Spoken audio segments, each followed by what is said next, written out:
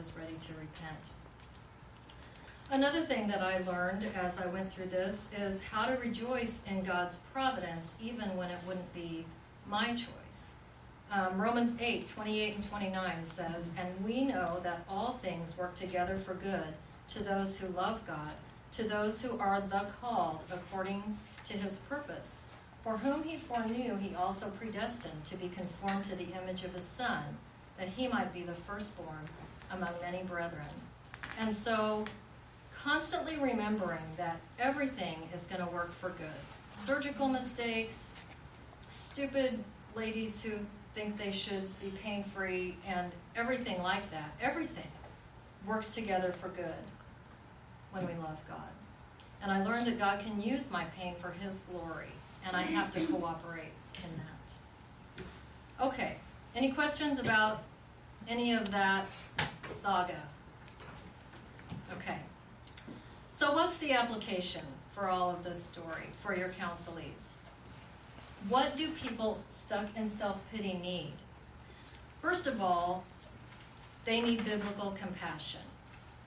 We weep with those who weep, right?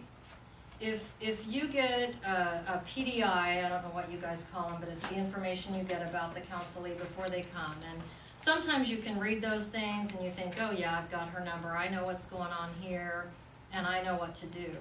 And if you see somebody and you see in their paperwork that they are really stuck in self-pity, you can't just go for that at the very beginning.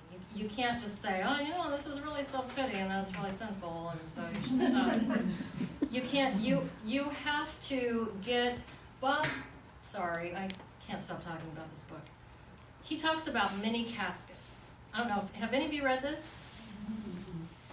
There's death, which is something that we grieve, but there are many other losses that are not death. And he calls them many caskets, losses along the way in life. And for me, this was one of those. And when your counselee comes, you have to get in that casket with them. You have to hear their story. Let them tell you their whole story of what happened to them and grieve with them. Agree with them. Oh, this is terrible. This is terrible.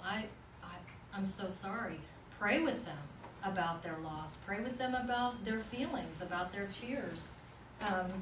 And just weep with those who weep, right? Romans 12:15. I, of course, highly recommend that you use this book, and some of what I'm going to say in the next few minutes is from here, so I'm going to give credit where credit is due. The first step in healing from a loss like this is candor. Okay, so you're honest with God about how you feel and what's going on in your heart. Part of that is complaint, but it's not complaining like we think of complaining. It's biblical complaint. Bob Kellerman says it's moving from destructive anger to constructive honesty. You don't have to stop complaining, you just have to learn to complain biblically. So what does that look like? Well, there are more psalms of complaint and lament than there are psalms of praise. So there are plenty of resources in the Psalms for your counselee. You can teach your counselee how to complain biblically, how to talk about what's wrong in a way that honors God. Psalm 62:8 says, "Trust in him at all times, you people. Pour out your heart before him. God is a refuge for us." So teach